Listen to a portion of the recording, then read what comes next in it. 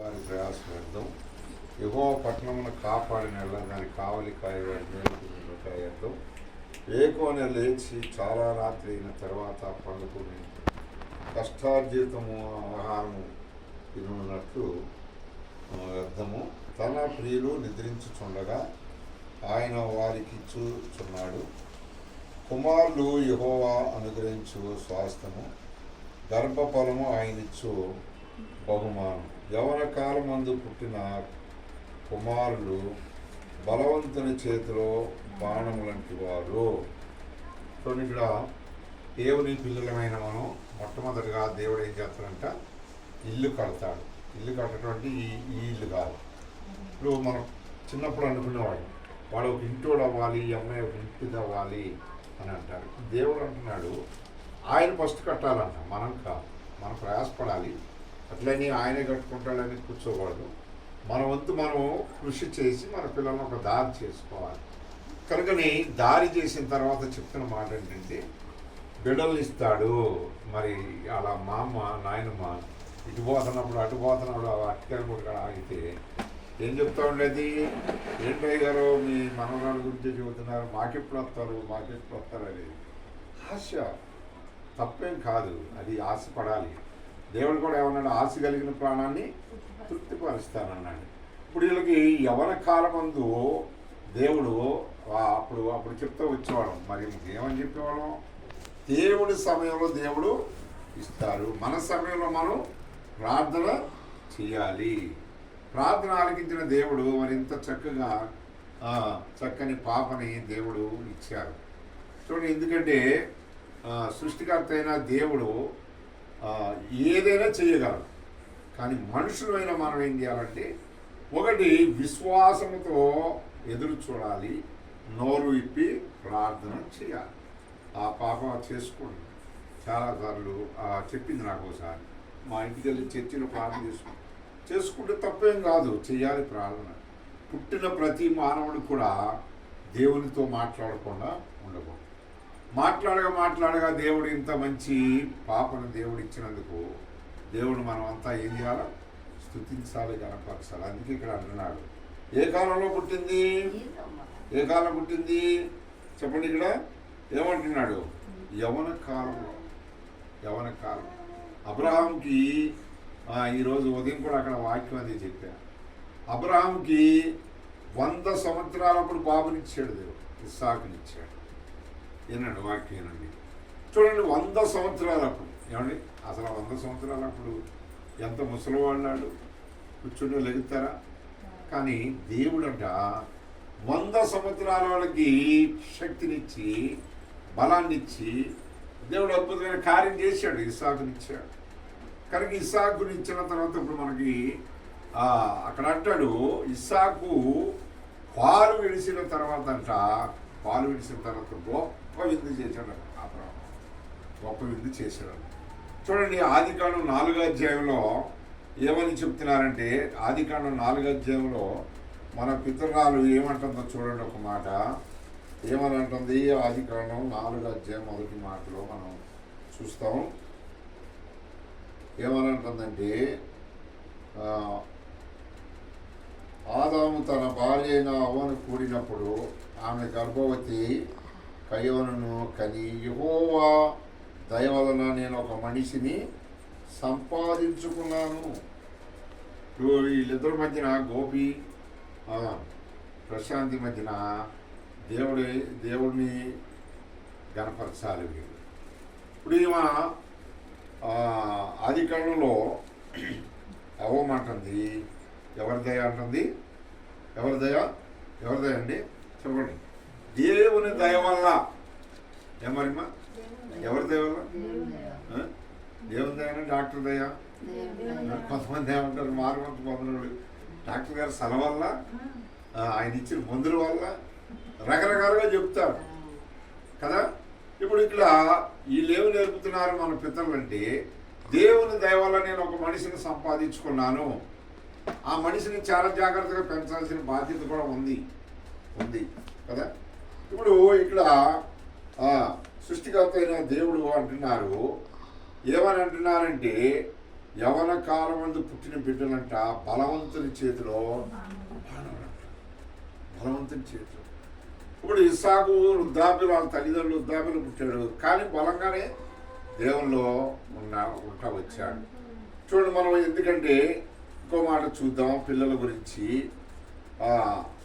కీర్తన గ్రంథం, కీర్తనలు 115 అధ్యాయము చూద్దాం. 115 అధ్యాయంలో చక్కని మాట రాశాడు. దానికి ముందు 118 అధ్యాయం ఒక మాట చూడండి. 118 అధ్యాయంలో ఏమంటానంటే ఆ పాప గురించి ఒక మాట చదువుదాం. 25వ వచనం, యెహోవా దయచేసి నన్ను రక్షింపుము, యెహోవా దయచేసి అభివృద్ధి కలిగించుము, యెహోవా పేరట వచ్చువాడు ఆశీర్వాదము నొందునుగాక, యెహోవా మందిరంలో నుండి మిమ్మును దీవించును. ఇప్పుడు పిల్లల్ని ఎవరు దీవించాలా? ఎవరు దీవించాలి? దేవుడు దీవించాలంటే సేవకులు వచ్చి ఏం చేయాలా? ప్రార్థన చేయాలి. ప్రతిదీ కూడా ప్రార్థన పూర్వకంగా వెళ్తుంటే ఇక్కడ వీళ్ళు అంటున్నారు, కీర్తనకారుడు చెప్తున్నాడు. ఏమని చెబుతున్నాడంటే దేవుని మందిరంలో నుండి దేవుడు దీవిస్తున్నాడంట పరలోకం. చూడండి ఇంకో మాట 115వ కీర్తనలో ఏమంటాడంటే ఒక మాట చదువుదాం, అది కూడా చదివి మనం ముగించుకుందాం. చూడండి, ఇక్కడ పిల్లలనేమి 115:13 వచ్చింది. పిల్లలనేమి పెద్దలనేమి తన యందు భయభక్తులు గలవారిని యెహోవా ఆశీర్వదించు. వింటున్నారా గోపి? పిల్లలను పెద్దలను వీళ్ళు ఎక్కడ ఉండాలంట? దేవుని యందు భయభక్తులు కలిగి ఉండాలంట. దేవుని యందు భయభక్తులు కలిగి ఉండాలి. మనం భయభక్తులు కలిగి ప్రార్థన పూర్వకుంటే దాని వెనక మన పిల్లలు కూడా నడిచే అవకాశాలు ఉంటాయి. మనం ఏది చేస్తున్నామో అదే నేర్చుకుంటారు. ఇక్కడ అదే చెబుతున్నాడు. ఏమంటున్నాడు? దేవాది దేవుడు అంటున్నాడు, యెహోవా మిమ్మును మీ పిల్లలను ఏం చేస్తాడంట? వృద్ధి పొందించును. మిమ్మల్ని భయభక్తులు కలిగి ఉంటే మిమ్మల్ని మీ పిల్లలను వృద్ధి పొందించును. ఇంకో మాట చదువుదాం. భూమి ఆకాశములను సృజించిన యెహోవా చేత మీరు ఆశీర్వదింపబడుదురు. 4వ మాట ఏంటంటే దేవుని చేత మనం ఆశీర్వదించబడతాం. దేవుడే స్వయంగా వచ్చి ఏం చేస్తున్నారు? ఆశీర్వదిస్తున్నాడు. కనుకని ఆ ఆశీర్వాదము చాలామంది పొందలేక చాలామంది ఏం చేస్తున్నారు? ఎక్కడెక్కడో తిప్పుతూ ఉంటున్నారు పిల్లలు. కనుక మనం క్రైస్తవులు అనబడిన వారం, క్రీస్తుని ఎరిగిన వారం, దేవుణ్ణి ఎరిగిన వారం, మనం ఇంటిలోనైనా సరే దేవాది దేవుడు 2 లేదా 3 ఉండగా ఉంటానన్నాడు ఆయన.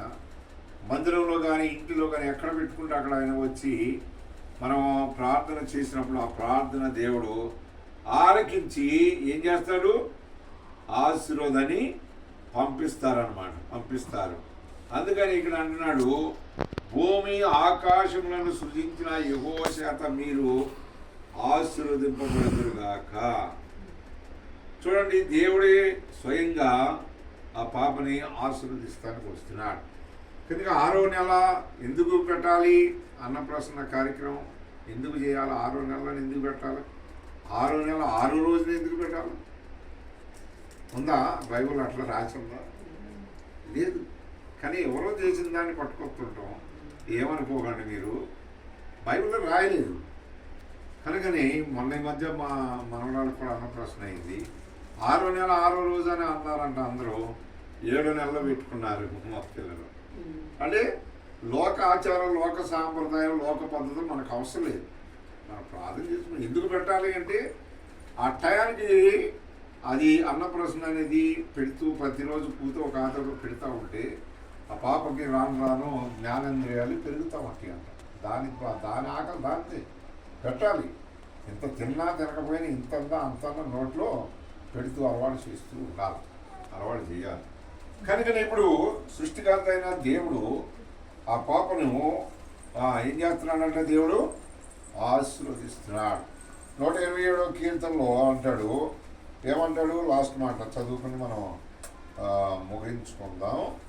ఏమంటున్నాడంటే చూడండి, అక్కడ కూడా పిల్లల గురించి మనకి 128 క్షమించండి 128 అధ్యాయము 5వ వచనంలో అన్నాడు, సియోనులో నుండి యెహోవా నిన్ను ఆశీర్వదించును, నీ జీవితకాలమంతయు యెరూషలేమునకు క్షేమము కలుగుట చూచెదవు, నీ పిల్లల పిల్లలను చూచెదవు, ఇజ్రాయిల్ మీద సమాధానము కలుగును గాక అంటున్నాడు. చూడండి, ఇక్కడ దేవుని యొక్క పిల్లలమైన మనం దేవాది దేవుడు ప్రభువైన యేసుక్రీస్తు వారు చెప్తున్న మాట ఏంటంటే, ఆ పిల్లల పాపను దేవుడు ఆశీర్వదించడమే కాదు కానీ దినదినము కూడా ఏం చేస్తానికి ఇష్టపడుతున్నాడు దేవుడు, అభివృద్ధి చేయడానికి ఇష్టపడుతున్నాడు. కనుక మన కష్టం ఉంటుంది, మనం అంటే ఆమెకి కావాల్సిందంతా మనం చేయాలి. కొంతకాలం 4, 5, 6 సంవత్సరాల దాకా మనం ఇష్టపడాలి. ఆ తర్వాత క్రమక్రమంగా తన పని తాను చేసుకునేటట్టు అవుతుంది, మనకే చెప్పేటట్టుగా అవుతూ ఉంటారు. కనుక అది మన బాధ్యత. అందుకని దేవుణ్ణి మనం ఎప్పుడు కూడా ఏం చేయకూడదు, విడిచిపెట్టే వారంగా ఉండకూడదు. దేవుణ్ణి ప్రతి చిన్న విషయంలో కానీ ప్రతి పెద్ద విషయంలో కానీ దేవుని మనం ఏం చేయాలా, ఘనపరచాలి. చిన్నది కానీ పెద్దది కానీ ఏదైనా సరే దేవుని ఘనపరిచినప్పుడు దేవుడు మన కుటుంబంలో ఆ దేవాది దేవుడు ఇంకా ఏం చేస్తాడు, చిన్న దాంట్లో నీళ్ళు ఇంత నమ్మకం ఉన్నారు, ఇంకా పెద్ద కార్యాలయాలకి చేయాలని దేవుడు ఆశపడుతూ ఉంటాడు. కనుక చిన్న దాంట్లో ఈ చిన్నదిగా దీనికి ఎందుకు ప్రార్థన అనుకుంటే, ఆ పెద్దదానికి ఇంకా చిన్నదానికి బతికించిన వాళ్ళు పెద్దదానికి ఇంకేం చేస్తారు వీళ్ళని దేవుడు కూడా ఏం చేస్తాడు, లిస్ట్లో ఉంటాం కానీ మనల్ని కొంచెం దేంట్లో పెడతాడు, బ్లాక్ లిస్ట్లో పెట్టినట్టు ఉంచుతాడు. కనుక అందుకని దానికి మనం ఎప్పటికప్పుడు ఏం చేయాలా, బాకీ ఉండకూడదు. దేవుని గణపరిచే విషయంలో మంచిది మీరు కోరుకోవటం, పిలవటం, నన్ను మనం దేవుణ్ణి మనం ఇక్కడ తెచ్చుకోవటం, ఇదంతా కూడా కుటుంబానికి ఎంతో దీవెన, ఆశీర్వాదం. ఆ పాపకి మంచి కాపుదల దేవుడు ఇస్తారు. కనుకని మనం ఊహించలేని కార్యం దేవుడు చేసినందుకు దేవునికి మనం ఏం చేయాలి, మహిమ తీసుకురావాలి. దేవునికి మహిమ తీసుకురావాలి. కనుకని ప్రతి దినము కూడా ఏం చేయాలంటే పిల్లల కొరకు ప్రార్థన చేయాలి. అంటే చేసుకోవట్లేదని నేను అన్నా కానీ ఇటు ఇల్లు చేయాలి, అటు మీరు చేయాలి, ఇటు మేము కూడా చేయాలి. చెప్పిన కానీ దేవుని స్తుతిస్తాను ఉంటున్నాం. చాలా సంతోషం వచ్చింది పాస్టర్ గారు. ఎందుకని కారణం ఏంటంటే అడుగు ఆలస్యమైన దేవుడు ఏం చేశారు, కార్యం జరిగించాడు. ఇంకా వీడియో ఫోటో చూస్తే ఇంకెంత సంతోషిస్తున్నాం. ఆ ఫోన్కి పంపిస్తూ అయినా చూడండి. ఎందుకంటే దేవుడు మనల్ని ఎన్నడూ ఎడవడంట, ఎడబాయడంట. కనుక ఇంకా మాట నీ దేవుడైన యెహోవా నీకు తోడైనా నీకేది తక్కువ కాదంట. కనుక సృష్టికర్త అయిన దేవుడిని నమ్మిన తర్వాత మనకు అన్ని విషయాల్లో దేవుడు ఏం చేస్తాడు, అద్భుతమైన కార్యం చేస్తాడు. అందుకని ఇక్కడ అంటున్నాడు కదా, ఏమంటున్నాడు, యవన 127 కీర్తన 4వ వచనం ఒకసారి చదువుకుని మనం ముగించుకుందాం. యవన కాలమందు పుట్టిన కుమారులు బలవంతుని చేతిలో బాణమంటి వారు. చూడండి, దేవుని యొక్క పిల్లలమైన మనం యవన కాల జీవితంలో ఏం చేశాడు దేవుడు, గొప్ప అద్భుతమైన కార్యం జరిగించి పెళ్ళి ఎన్ని సంవత్సరాలు అయింది, 6 సంవత్సరాల తర్వాత సంపూర్ణం 6 వెళ్ళి 7 వచ్చినాయా, రాలేదా అంటే దగ్గరలో ఉంది, జూన్ ఇంకేముందో. చూడండి, దేవుడు ఆ 7వ సంవత్సరానికి 6వ సంవత్సరం లాస్ట్కి 7వ సంవత్సరం ముగింపు అన్నట్టుగా మధ్యలో దేవుడు అద్భుతమైన కార్యం జరిగించాడు. అది ఆయన సమయంలో ఆయన చేస్తాడు. చేయలేదని మనం దిగులు పడకూడదు, నిరాశ చెందకూడదు. మన వంతు ఏంటంటే మనం ప్రార్థన చేయాలి. ప్రభు కార్యం ప్రభు చేస్తాడు. అందుకని ప్రతి దినం కూడా మనమంతా ప్రార్థనతో ఈ లోకంలో నడుస్తూ ఉన్నప్పుడు దేవుడు ఆ పిల్లలు కూడా నేర్పుతారు, మంచి బాటలు వాళ్ళని తీసుకుని వెళ్ళగలరు. దేవుడి మాటలు దీవించి ఆశీర్వదించిన కాక ప్రార్థన చేసుకుందాం. ప్రార్థన చేద్దాం. ఏది ఉం?